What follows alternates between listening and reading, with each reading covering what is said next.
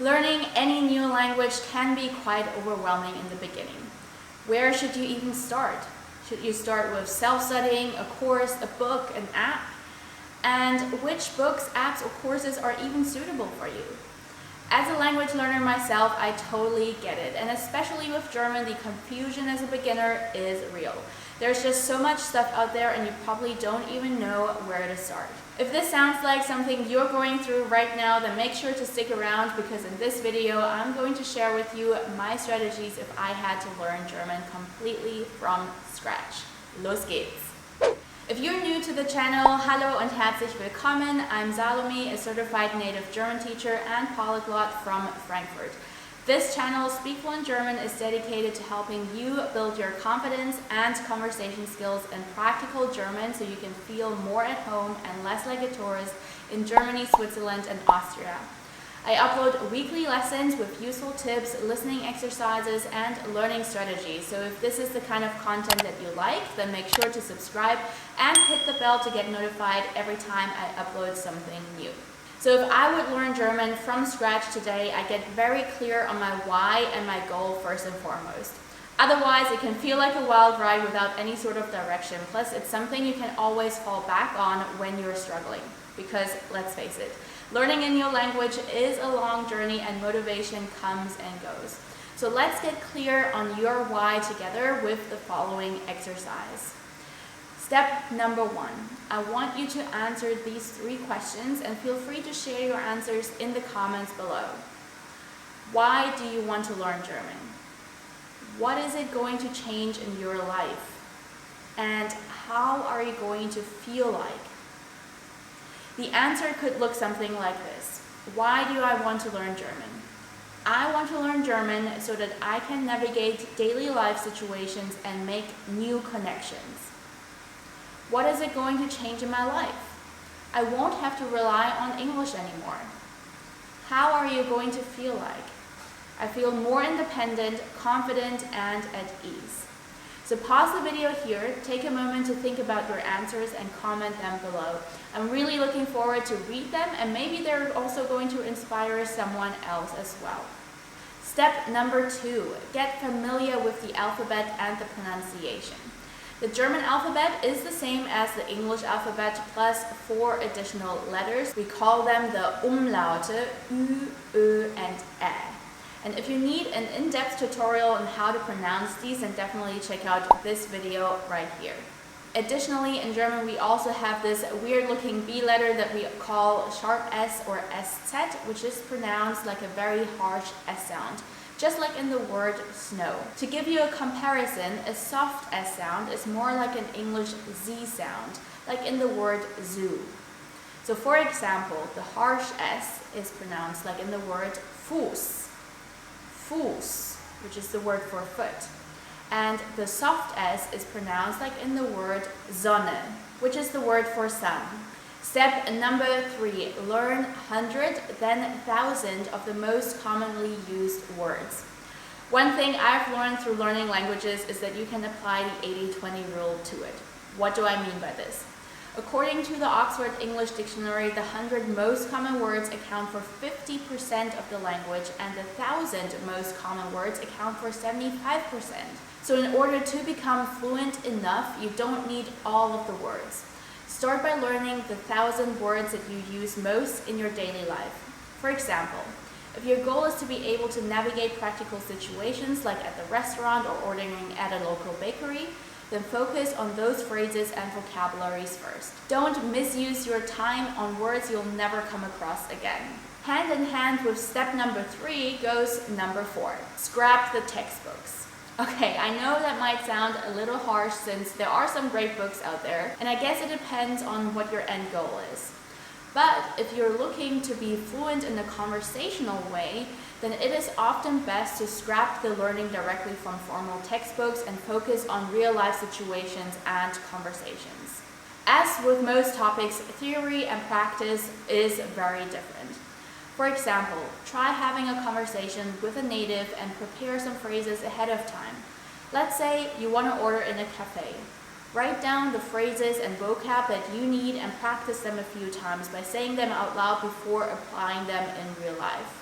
I have a whole playlist with tutorials for different kinds of practical situations like at the pharmacy or at a cafe, and I'll link it down below as well.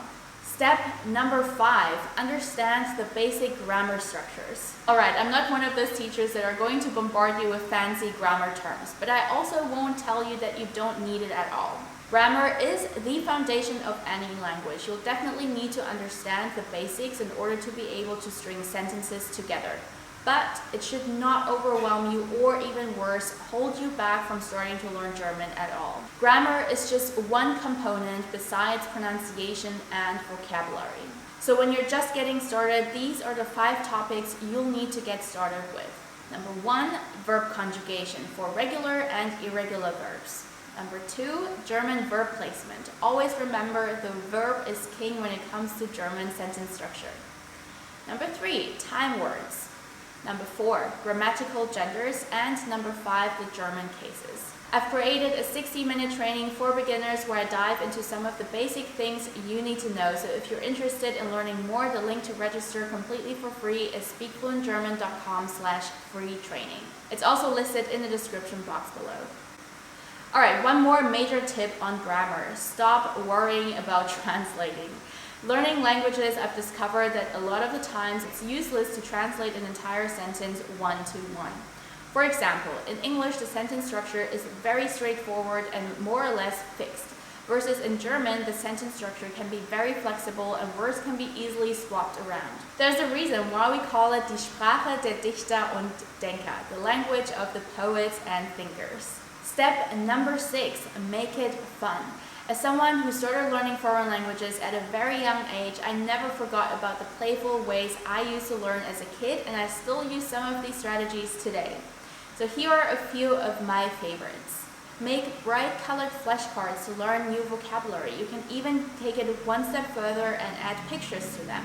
Use word associations to remember new vocab. For example, I remember the word gluai, which means banana in Thai, as it reminds me of the Pokemon Glumanda, which is the German name. The color and the shape of the tail looks like a banana to me, and that's how I remember that word. The point here is, as long as the association makes sense to you and it helps you to remember words, that's all that matters. It doesn't have to make sense to anyone else. Use TV and music to learn. Immersing yourself in the culture isn't just fun, but actually very beneficial. Engaging with popular culture like in magazines, songs, TVs, films, etc. is a great way to also pick up different dialects and colloquial phrases too that you're not going to find in a textbook. Who knew watching a Taiwanese TV show like Liu Xinhua Yuan could be so educational? And repeat after people. If you think about it, this is how kids learn a language. They just repeat everything that they hear, and this is something I still do to this day to work on my pronunciation. Very often I get asked whether I lived in the US or went to an American school, and the truth is I've never been to the States, and I went to a normal German school in Germany. I also studied in Germany at a German university. But I used immersion and imitation to work on my English accent. Now, as an adult, I get that you can't just imitate strangers when you're out and about. In certain situations it might come across as rude, but you can always repeat the words and sounds in your head. Depending on the situation, you could also go ahead and say it out loud. For example, I went to a local market recently in Thailand, and when the lady gave me the change bag and said out the numbers, I just simply repeated after her. She actually found it quite amusing, and it was obvious that I was trying to learn. She even then said it a few more times so I could repeat. Integrating learning a foreign language this way into your daily life can be so much fun.